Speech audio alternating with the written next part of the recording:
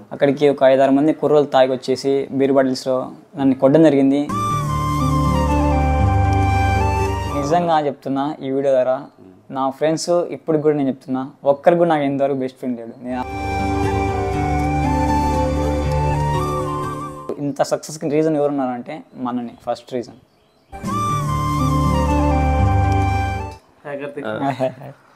మిమ్మల్ని కలిసిన చాలా ఆనందంగా ఉంది. ఎందుకంటే ఫస్ట్ ఆఫ్ ఆల్గా అక్కడ నైట్ స్టే చేస్తుంటే చాలా ప్రాబ్లం అనిపించింది. యాక్చువల్గా నైట్ అయిపోయింది మాత్రం అక్కడ. అదే చూసే వేడిగా ఉంది మాత్రం. ఇప్పుడు సన్సెట్ ఉంది కాబట్టి అక్కడ అది కాస్త హెల్త్ బాగాలేదు. నిన్న కొంచెం ఇన్సిడెంట్ అయింది కాబట్టి మనకి పులిగొండ దగ్గర చిన్న యాక్సిడెంట్ అయింది అనమాట. హెల్త్ బాగాలేదు అనేసి కొంచెం లైట్గా ఫీవర్ ఉన్నది. అన్నవాళ్ళైతే అప్పుడు వచ్చి నన్ను రికవరీ చేసుకుని సెలరీ అయితే వేయడం జరిగింది. నాకు చాలా ఆనందంగా ఉన్నది. మనం ఏదైనా ఊరికి వెళ్ళామంటే తిరిగి సాయంకాలానికి ఇంటికి వచ్చేస్తాము. అలాంటిది బ్రదర్ వచ్చేసి ఒక 60-70 డేస్ పడుతుందంట ఒరిస్సా చేరుకునేదానికి. ఎక్కడ పడుకుంటున్నాడో, ఎక్కడ నిద్రపోతున్నాడో, ఎక్కడ తింటున్నాడో అతని కష్టం ఆ మారి ఉంటుంది అనమాట. పోతే చెప్పండి బ్రదరు, మీ నేటివ్ ఎక్కడ, ఏంటి ప్లేస్? అందరికీ తెలిసే ఉంటుంది కానీ మన వీడియోతో కొంచెం. ఓకే, నా వచ్చేసి కడప డిస్టిక్ మైకురు మండలం బసాపురం అనే గ్రామము. మా ఫాదర్ వచ్చేసి ఫార్మర్ అనమాట. మా ఫాదరు మదర్ ఆల్సో ఫార్మరు. నేను ఆల్ ఓవర్ ఇండియా సైక్లింగ్ ఎందుకు చేస్తున్నాను అంటే ఫస్ట్ ఆఫ్ ఆల్ ఒక రీజన్ వచ్చేసి సేవ్ ట్రీస్ సేవ్ ఎర్త్. మన ఎన్విరాన్మెంట్ని మనమే కాపాడుకోవాలి. అలాగే నేను ఏమన్నా సొసైటీకి మిస్ చేస్తున్నానంటే సోషల్ మీడియా ద్వారా ఎక్కడైనా ఎవరికైనా యాక్సిడెంట్ అయినా కానీ అలాగే ఎవరికైనా బ్లడ్ కావాలన్నా కానీ నా ఛానల్ అయితే పోస్ట్ చేస్తుంటాను.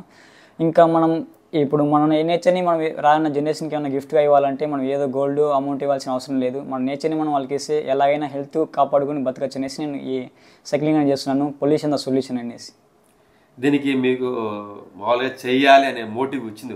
నాకు ఈ మోటివ్ వచ్చింది ఫస్ట్ ఇన్స్పిరేషన్ వచ్చేసి రంజిత్ అన్ విల్స్. 14 కంట్రీస్ తిరిగాడు అన్న. ఆ అన్న నేను ఇన్స్పిరేషన్ తీసేసుకొని ఈ సైక్లింగ్ అనేది స్టార్ట్ చేసింది. 3 months అవుతుంది.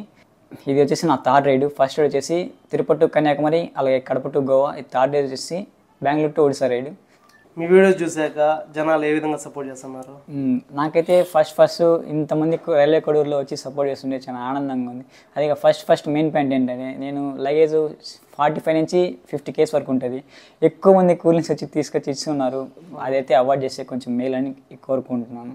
ఎందుకంటే మీరు కూలింగ్స్ ఇచ్చడం వల్ల నాకు ప్రాబ్లం లేదు. అలాగే నాకు క్యారీ చేయడానికి కష్టం అవుతుంది. అలా మీరు ఇచ్చిన తర్వాత నేను తీసుకోకపోతే వాడికి ఇగో ఏంటి అని మీరు ఫీల్ అవుతారు. అలాగే నేను కూడా బాధపడాల్సి వస్తుంది అనేసి నేను ఫీల్ అవుతున్నాను. అది వచ్చేసి నా రిక్వెస్ట్. అదర్ స్టేట్ వెళ్ళినాక లాంగ్వేజ్ ప్రాబ్లం ఉంటుంది, వాళ్ళకి తెలియదు. అసలు ఈ వీడియోస్ వల్ల కూడా వాళ్ళకి తెలియదు అనుకుంటా.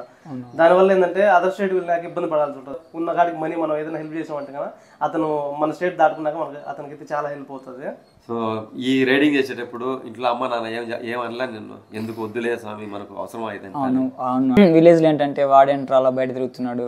ఇప్పుడు వాళ్ళకి కూడా ఇంట్లో వాళ్ళకి కూడా ఇంత చదివించి వాడు ఎట్లా తిరుగుతున్నాడు అంటే వాళ్ళు కూడా ప్రాబ్లమ్ ఫేస్ చేస్తున్నారు అనమాట. అలా మన కొడుకు ఇట్లా పోతున్నాడు, దారి తప్పుతున్నాడు అనేసి అనుకోవడం వాళ్ళు కూడా ఈ ప్రాబ్లమ్ ఫేస్ చేసినారు. అలాగే ఇప్పుడైతే చాలా ప్రౌడ్ ఫీల్ అవుతున్నారు. అక్కడ సపోర్ట్ చేస్తున్నారు కాబట్టి.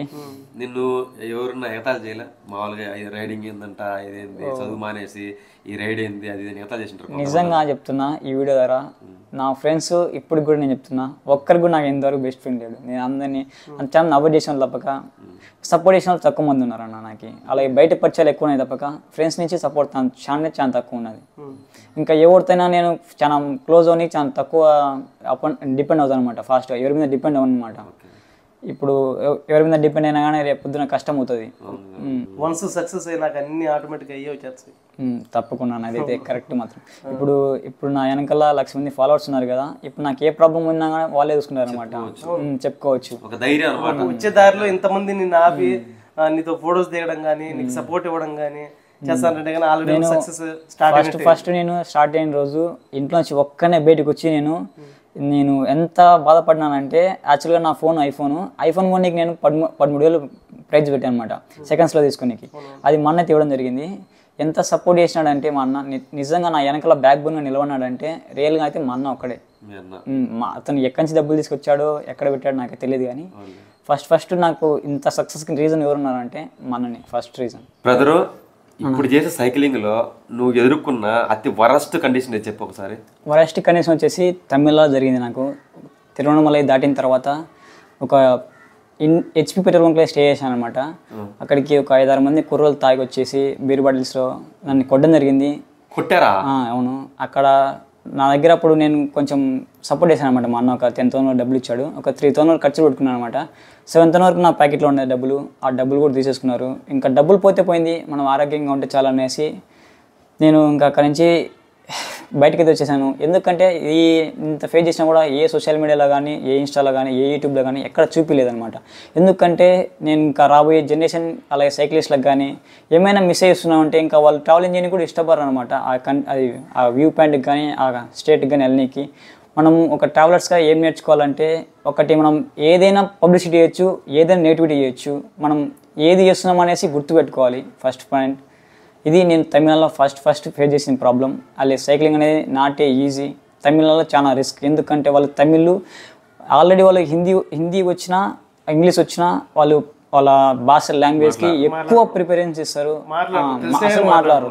అలాగే ఎక్కువ మంది ట్రావెలర్స్ కూడా ఉంటారు తమిళనాడు నుంచి, కానీ ఏ ట్రావెలర్స్కి సపోర్ట్ చేయరు అనమాట.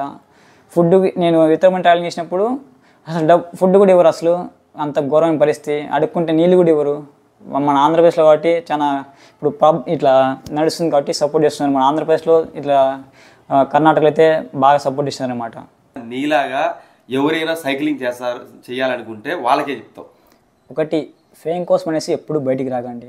ఒకటి మెయిన్ పాయింట్. ఏదో సైకిల్ వేసుకుని రోడ్డు మీదకి వస్తే ఫేమ్ వస్తుంది అనేసి ఎవరు ఆశించకండి. ఇది మెయిన్ మిస్టేక్, చాలామంది ఇదే చేస్తున్నారు. యాక్చువల్లీ నన్ను ఇన్స్పైర్ చేసి ఒక అతను అయితే సైకిల్ మీద రోడ్డు మీదకి రావడం జరిగింది. తన పేరు అయితే బయటకు వేయద్దు కానీ చాలా మంది సఫర్ అయ్యేసి మళ్ళీ బయటకు వెళ్ళిపోయాడు. అట్లా చాలా మంది సఫర్ అవుతారనమాట. మీరు ఏదో సైకిల్ దొక్కితేనే ఫేమస్ అనేసి రైట్ వే కాదు. చాలా టైం పడుతుంది. ఇది ఖర్చుతో కూడుకున్న పని. అలాగే మోస్ట్ ఆఫ్ ఎక్స్పీరియన్స్. ఇది సోలో ట్రావెలింగ్ అనేది ఎక్స్పీరియన్స్ నేర్పిస్తుంది. Experience is too much expensive solo travelling అనేది. అలాగే మన 10 daysలో 1 yearలో 1 monthలో అయిపోయేది కాదు ట్రావెలింగ్ అనేది. నువ్వు చూసిన దూరం అనిపిస్తుంది.